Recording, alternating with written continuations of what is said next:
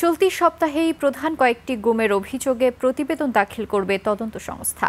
আর এসব অভিযোগে ক্ষমতাচ্যুত সাবেক প্রধানমন্ত্রী শেখ হাসিনাকে প্রধান আসামি হতে পারেন বলে জানিয়েছেন চিফ প্রসিকিউটর তাজুল ইসলাম।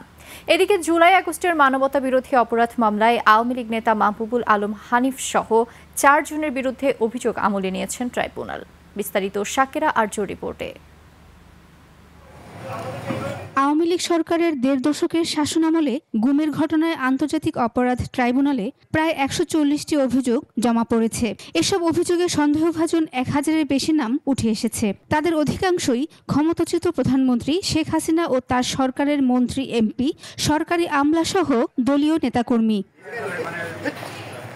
গত 5 আগস্ট আওয়ামী লীগ সরকারের পতনের পর ট্রাইব্যুনালের বাইরেও বিভিন্ন আদালত ও থানায় গুমের একাধিক অভিযোগ দাখিল করেন ভুক্তভোগীরা।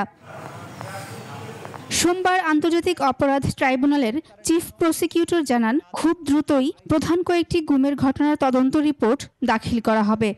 এই সপ্তাহের মধ্যেই এটার বেশ অনেকগুলো ঘটনার কথা আমরা বলেছি যে অনেকগুলো ঘটনা ঘটবে, আপনারা দেখবেন।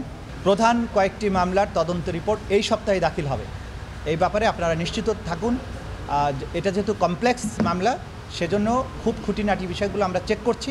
তদন্ত রিপোর্ট এই সপ্তাহেই পেয়ে যাবেন ইনশাআল্লাহ। এদিকে জুলাই আগস্ট হত্যাযজ্ঞের মামলায় আওয়ামী লীগ নেতা মাহবুবুল আলম হানিফ সহ 4 জনের বিরুদ্ধে অভিযোগ আমলে নিয়েছে ট্রাইব্যুনাল 2। 4 জনই পলাতক থাকায় তাদের বিরুদ্ধে গ্রেফতারি পরোয়ানা জারি করে 14 অক্টোবর হাজিরের নির্দেশও দেন ট্রাইব্যুনাল। এবং তাদের যুগ্ম মহাসচিব মাহবুবুল আলম হানিফ সহ কুষ্টিয়ার আরও 3 জন নেতার বিরুদ্ধে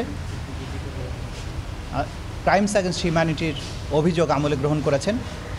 তাদের বিরুদ্ধে গ্রেপ্তারি পরোয়ানা জারি করেছেন এবং আগামী 14 অক্টোবর এই পলাতক আসামিদের গ্রেপ্তার করে ট্রাইব্যুনালে উপস্থিত করার জন্য দিন ধার্য করেছেন। আপনারা জানেন যে আমাদের তদন্ত সংস্থা যে তদন্ত রিপোর্ট এখানে দাখিল করেছেন, সেখানে তারা সুস্পষ্টভাবে তথ্য প্রমাণাদি উপস্থাপন করেছেন।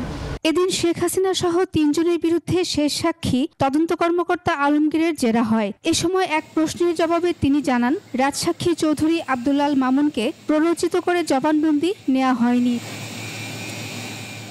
শাকেরা আরজু, 21 টেলিভিশন, ঢাকা।